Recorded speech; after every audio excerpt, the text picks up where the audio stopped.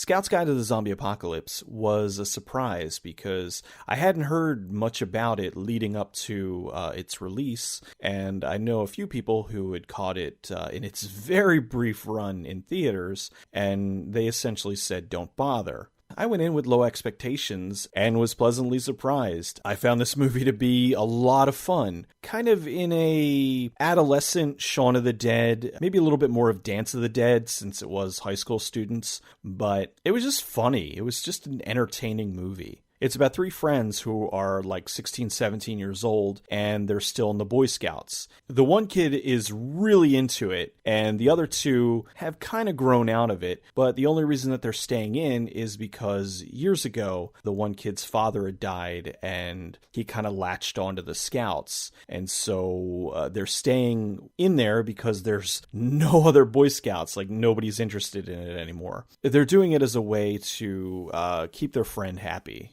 And they go away on a camping trip, and the two kids, they want to sneak out to this party. During this time, the zombie apocalypse happens. And so they kind of use their half-learned survival skills to fight back. It has an 80s vibe to it. It has that crude humor and just that don't give a shit attitude mixed with like modern things. Like there's an overabundance of selfie jokes that I could have done without, but that was minor. They meet up with a girl who they used to go to school with who is working at a strip club, and she joins them to try to get out of town. She was badass. I liked her a lot. What happens is, while they're trying to get out of town and get away from the zombies, they want to get to the party that they were invited to because the one kid is in love with the other kid's sister, and he wants to rescue her from the zombies and all that stuff. There's some interesting people that popped up in the movie that I didn't expect. Well, one of them, who I should expect now because he's in everything, David Koechner. Yay, I looked up how to say his name properly. That guy, holy crap. I don't think a year goes by where I don't see like 5 or 6 movies that he just pops up in.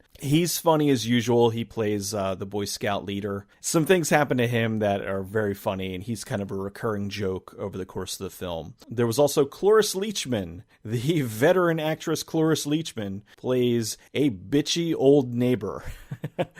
She had one of the biggest laugh moments in the movie, I felt. This one I didn't know until the credits were rolling, but Arnold Schwarzenegger's son Patrick was in the movie. He played a dick. The three main characters are very funny. The situations that they got put in were hilarious. There were a couple of moments, but overall, I found it to be funny. I have a soft spot for some juvenile humor, and this was a fair amount of dick and fart humor, and a few things that were a little more unexpected. Usually, most zombie things anymore, it's just people that are zombies. And in this, the plague kind of spread to animals. And there were a few funny moments with the animal zombies. One that you kind of see coming, but it doesn't make it any less funny. I liked that they relied a lot on practical effects. There was a decent amount of practical effects in this. There were some CGI things too, but the zombie animals and some of the decapitations and zombie goring and whatnot was practical. And that was a pleasant surprise because a lot of movies like this anymore, they go for the CGI blood and it just looks fake and bad. And in this, it looked good. It was surprisingly good. And when they did some MacGyver-ish Boy Scout weapons, made me think a little bit of Dead Rising. And then they went into where there was this mass of zombies and they were mowing through them, and it was cool as hell. I thought that was great. It started off a little rocky because the opening segment, the guy who was in there, I thought that he was going to be one of the leads, and I was thinking about how this was going to be a difficult movie to get through. And thankfully, it took a left turn. Once you see what's going to happen, then it's like, okay, well, this guy is not going to be the focal point of the movie, thankfully. I think that they wanted to start off on a humorous moment,